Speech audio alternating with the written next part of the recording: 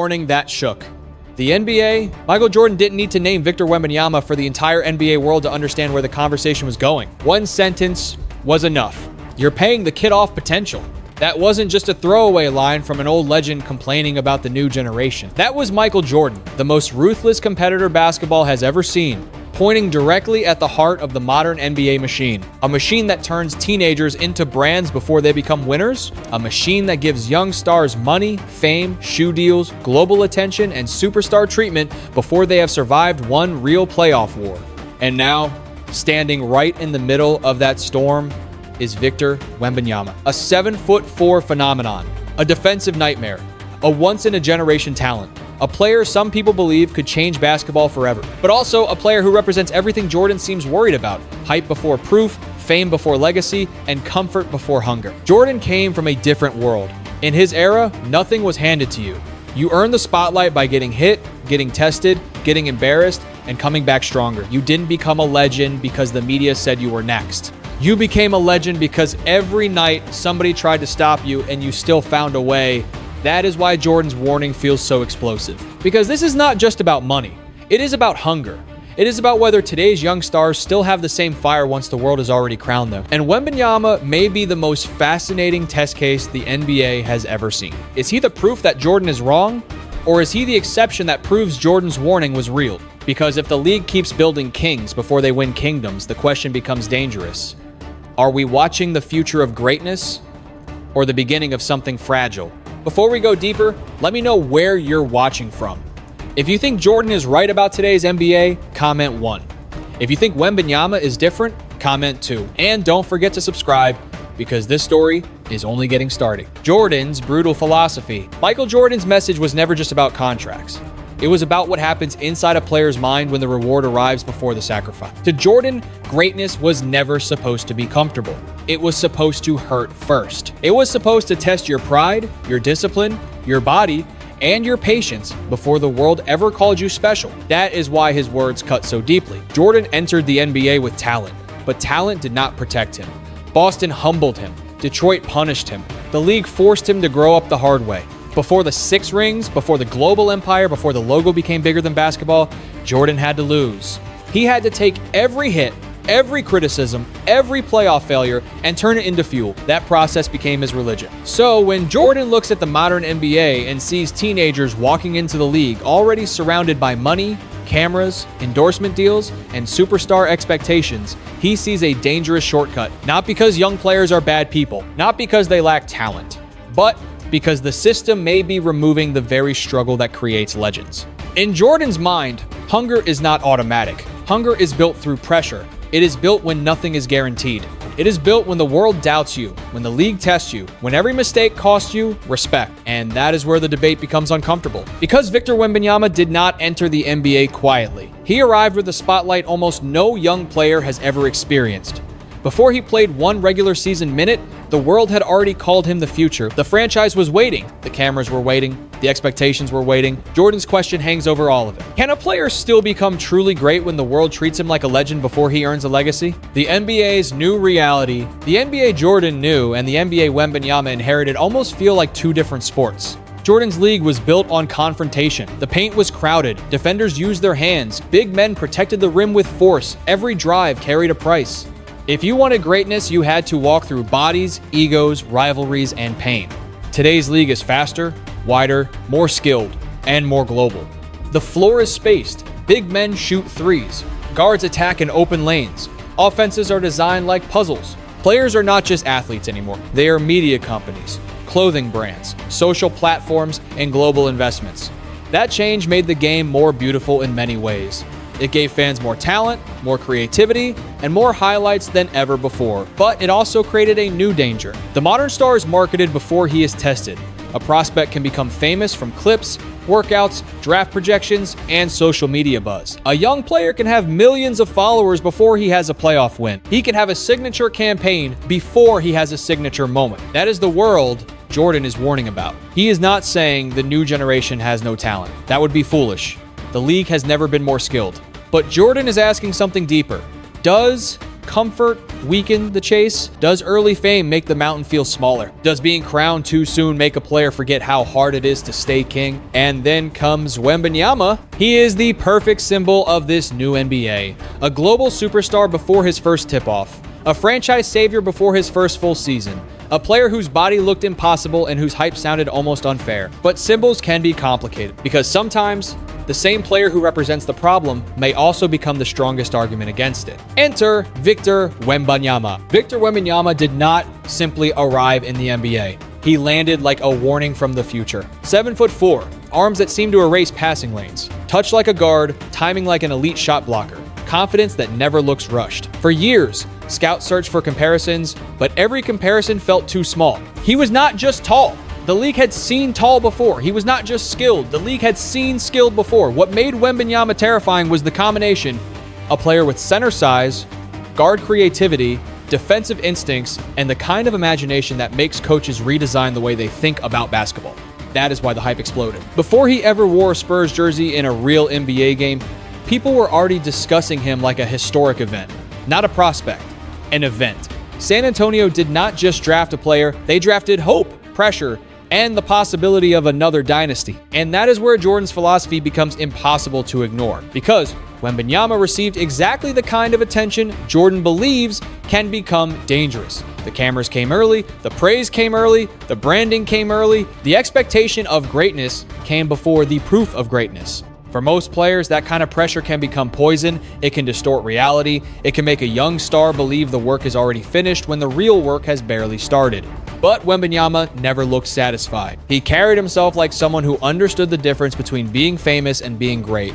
He did not run from the pressure. He studied it. He absorbed it. Then he walked onto the floor and began doing things the NBA had never seen. That is why this story is not simple. Jordan may be right about the system, but Wembanyama might be the one player built to survive it. The pressure nobody talks about. Everyone talks about Wembanyama's height.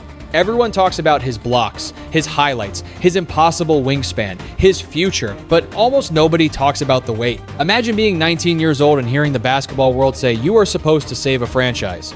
Imagine every missed shot becoming a debate. Every awkward possession becoming proof for the doubters. Every injury scare becoming a national conversation. Every great game making the expectations even heavier. That is not normal pressure. That is a storm most young players never face. For Wembanyama, the hype was not just excitement. It was a burden. Fans wanted miracles. Analysts wanted history. The Spurs wanted a foundation. Opponents wanted to embarrass him. Former players wanted to test whether he was real. And the criticism came fast. Some said he was too thin. Some said stronger big men would push him around. Some wondered if his body could handle an NBA season. Others questioned whether a player with that much fame that early could stay hungry long enough to become what people expected. Those doubts were not harmless. They followed him into every arena. Every time he hit the floor, people watched to see if he would get back up. Every time he faced a powerful center, people watched to see if he would fold. Every time the Spurs lost, people asked whether the future had been overrated. This is the part Jordan understands better than almost anyone. Greatness is not born in applause. It is built in the moments when people question you, when the noise gets loud, when your body hurts, when expectations feel unfair, and that is why Wembanyama's response mattered. He did not answer the pressure with excuses, he answered it with work. Silencing the doubter. At some point, hype has to become evidence. For Victor Wembanyama, that transformation happened faster than anyone expected. The same people who wondered if he was too thin began watching him control entire games without needing to dominate the ball. The same critics who questioned his strength began realizing that his timing, length, and intelligence could change a possession before contact even happened. He was not just blocking shots, he was changing decision. Guards drove into the lane, saw him waiting, and turned away. Big men rushed finishes because they knew his arms could appear from impossible angles. Passes that looked open suddenly vanished. Layups became floaters. Floaters became turnover. Entire offenses began bending around one player. That is when the conversation changed. Wembanyama was no longer just a future star. He was already a problem. A real one. The kind that forces coaches to rewrite scouting reports and forces opponents to think twice before doing what usually works. And offensively, he kept growing. The jump shot, the footwork, the passing, the confidence to take shots that no player his size should even attempt. He was raw in certain moments, yes, but the flashes were too loud to ignore. This is where Jordan's warning becomes complicated, because Jordan's criticism is about players who receive everything too early and then stop chasing. but Wembanyama looked like someone chasing harder because of the expectations, not less. The attention did not soften him, it sharpened him. He studied, he adjusted, he improved. That is the mark of a rare competitor. The modern NBA may have created a system where players can be crowned too soon, but Wembanyama seemed determined to make the crown feel earned, not through marketing, not through social media, not through headline, through impact, and impact is the language every era understands. Would Wemby survive Jordan's era? This is the question that turns every NBA debate into a battlefield. Would Victor Wembanyama survive in Michael Jordan's era? For older fans, the answer comes fast. They remember the 90s as a different world. A league where the paint felt like forbidden territory, where every drive to the rim came with a price, and where big men did not move out of the way just because a young star had hype behind his name. They remembered Detroit's Bad Boys, Pat Riley's Knicks, Charles Oakley, Anthony Mason, Patrick Ewing, Alonzo Mourning, Dikembe Mutombo, and every bruiser who made basketball feel like a physical test of courage. In that era, nobody cared how famous you were. Nobody cared what scouts said about your potential. If you came into the lane, you had to earn every inch. So yes, Wembanyama would have been tested immediately. Teams would have pushed him off his spot. They would have leaned into his body. They would have made him fight for rebounds, fight for post position, fight through contact, and prove that his thin frame could survive an 8-2 game season in a league that did not protect offensive players the way today's NBA does. That criticism is not completely unfair, but it is also incomplete because the 90s did not only reward strength, it rewarded impact. And Wembanyama's impact is not normal. A player with his length, timing, shot blocking, mobility, and instincts would have changed the geometry of the court in any era. The same league that celebrated Mutombo's rim protection, David Robinson's athleticism, Hakeem Olajuwon's footwork, and Kevin Garnett's defensive versatility would not simply ignore a 7'4" defender who can block shots at the rim and still move his feet on the perimeter. Would Wemby have struggled with the physicality at first? Absolutely. Would he have needed to add strength? No question. Would veteran big men have tried to embarrass him? Every single night. But that does not mean he would fail. Great players adjust. Jordan adjusted after Detroit punished him. LeBron adjusted after early playoff heartbreak. Shaq adjusted to being fouled and challenged. Duncan adjusted to every style the league threw at him. The real question is not whether Wembanyama would have taken punishment. The real question is whether punishment would have broken him. And based on everything we have seen from his discipline, patience, and willingness to improve, that answer is far less obvious than the old school crowd wants to admit. Because Wembanyama is not just a tall player, he is a problem solver. He does not need to dominate with brute force to control a game. He can erase shots, alter passing lanes, force bad decisions, stretch the floor, and make opponents second-guess themselves before they even attack. That kind of fear translates in any decade. The secret side of Wembanyama. The most interesting thing about Victor Wembanyama is not his height. It is not the wingspan. It is not the blocks. It is not the viral highlights that make fans pause the screen and ask if what they just saw was even possible. The most interesting thing about Wembanyama is the way he thinks. In a league where young stars are often surrounded by fame, fashion, social media, and endless noise, Wembanyama moves differently. He does not seem obsessed with being a celebrity. He seems obsessed with understanding himself, his body, his craft, and the mental side of greatness. That is why his off-court habits matter so much. He reads, he studies, he plays chess, he meditates, he searches for discipline in places most NBA players would never even consider. His training is not just about getting stronger or jumping higher. It is about control, balance, focus, awareness, patience. And that makes him a very dangerous exception to Jordan's warning. Because Jordan's fear is that modern players get too much too soon. Money comes early, fame comes early, praise comes early. The world starts treating them like finished products before they have gone through the fire. And when that happens, some players lose the hunger that made them special in the first place. But Wembanyama does not look like a player who thinks the journey is finished. He looks like a player who understands that the hype is only noise unless it becomes legacy. That is the hidden difference. Many young stars want the image of greatness. Wembanyama appears to want the process. He wants the training, the details, the strange routines, the quiet discipline, the boring repetitions that fans never see. He seems to understand that the real work happens far away from the camera, and that is where he becomes closer to Jordan than people realize. No, he does not show fire the same way Jordan did. Jordan's competitiveness was loud, sharp, personal, and intimidating. Jordan wanted to beat you, embarrass you, and make sure you remembered it. Wembanyama's fire feels different. It is colder, quieter, more internal, but quiet does not mean soft. Sometimes quiet means focused. Sometimes the player who says less is the one who is thinking more, studying more, preparing more, building something the outside world cannot see yet. That is why Wembanyama is so hard to place inside the usual NBA debate. He has all the modern advantages Jordan worries about, but he does not seem trapped by them. He has fame, but he does not appear addicted to it. He has money, but he still works like someone chasing something bigger.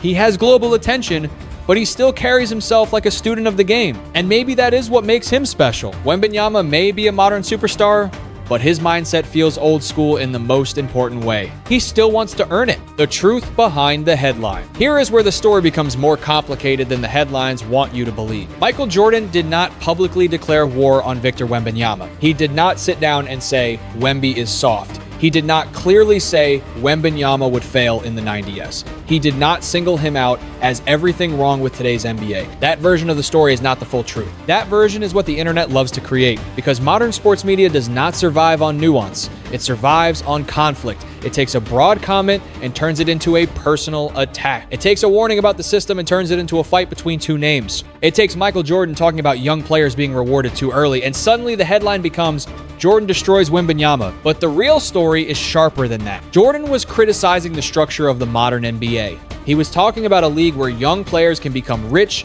famous, and heavily marketed before they prove they can lead, win, and survive pressure. He was talking about hunger, work ethic, the danger of comfort, the risk of giving someone the reward before they have gone through the test. That is a serious point. And honestly, Jordan has earned the right to make it. But applying that warning directly to Wembanyama is where the argument starts to break down.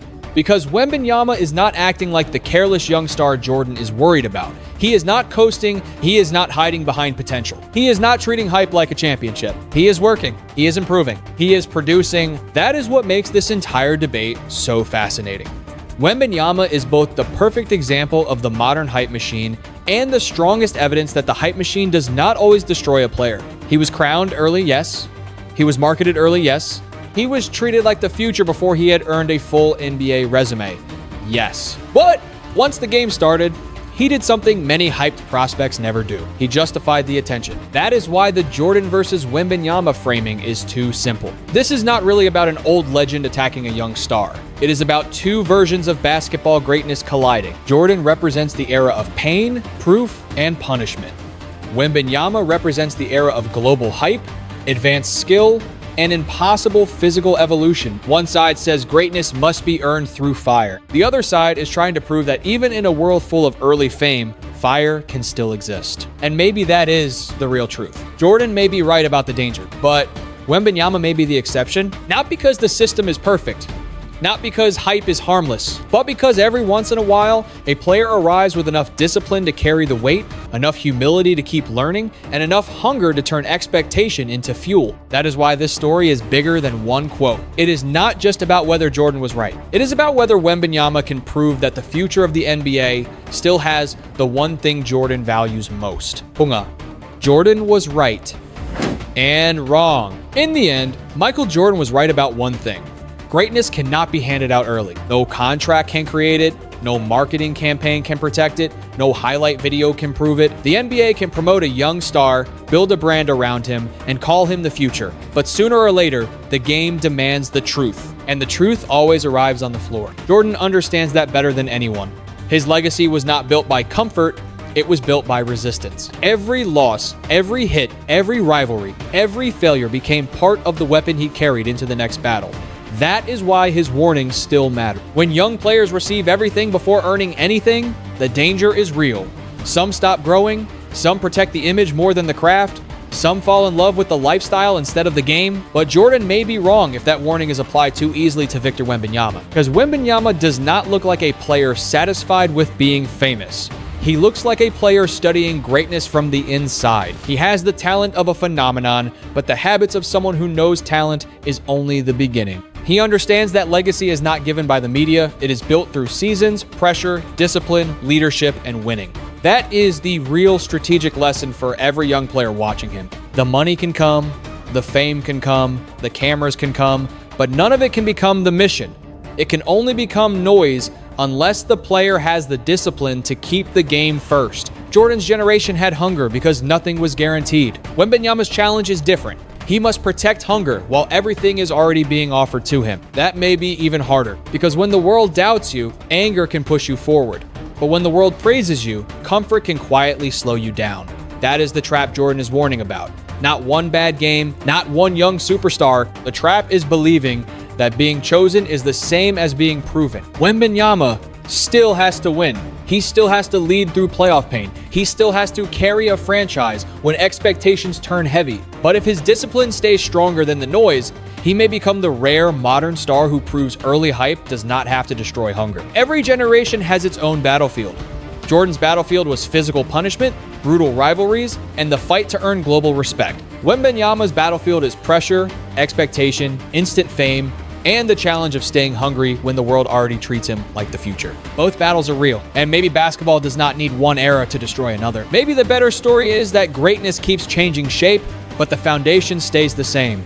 Work, humility, discipline, sacrifice, and love for the game. So the question is no longer whether Wembanyama can escape Jordan's warning. The question is whether he can become the rare modern star who proves that a player can be crowned early and still choose to earn everything afterward. If you believe Jordan's warning still matters, comment 1. If you believe Wembanyama is the exception, comment 2. Subscribe to the channel, like this video, and share it with another NBA fan, because the next chapter of basketball greatness is already being written.